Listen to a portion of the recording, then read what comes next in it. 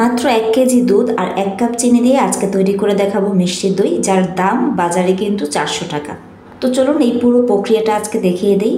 এখানে আমি দুধ নিয়ে নিয়েছি বরাবর 1 কেজি। দই খাওয়ার শেষে দইয়ের পাত্রে লেগে থাকা যে দইটুকু আছে, এই দইটুকুতেই আজকে আমরা দইটা বসাবো।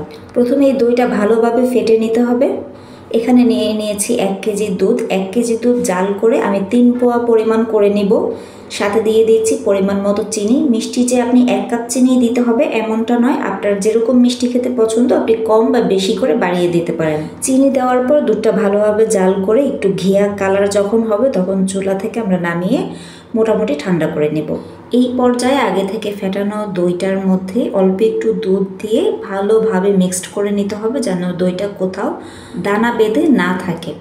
আমি এখানে ভালোভাবে চামচের সাহায্যে দুধটা দইয়ের সাথে মিশিয়ে নিচ্ছি। প্রসেসের এই পর্যায়ে আপনি দুধটা দইয়ের সাথে যত ভালোভাবে মিশাতে পারবেন ততই আপনার দইটা পারফেক্টভাবে জমবে এবং পানি ছাড়বে না। দই বানাতে আমি বেশি কোনো কিছু ব্যবহার করছি না।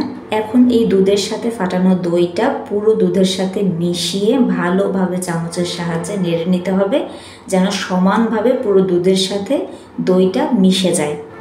দইটা ভালোভাবে মেশানো হয়ে গেছে। যেহেতু আমি এই মাটির পাত্রটাতে দই বসাবো এবং এটার কোনো ঢাকনা নাই, তাই আমি একটি পাতিলের মধ্যে পাত্রটা রেখে দিচ্ছি, যেন উপরে ঢাকনা আমি দিয়ে ঢেকে দিতে পারি।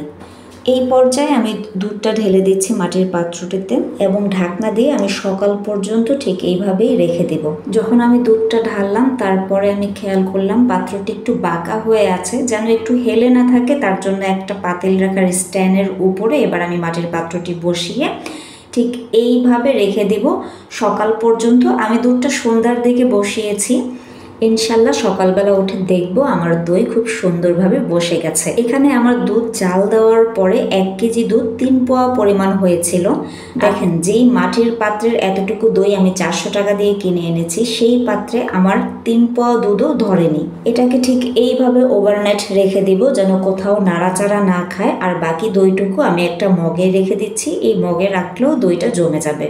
প্লাস্টিকের পাত্র হোক বা সিলভারের পাত্র অথবা মাটির পাত্র, যেই পাত্রতেই আপনি দই রাখবেন, ইনশাল্লাহ এই প্রসেস ফলো করলে দইটা জমে যাবে।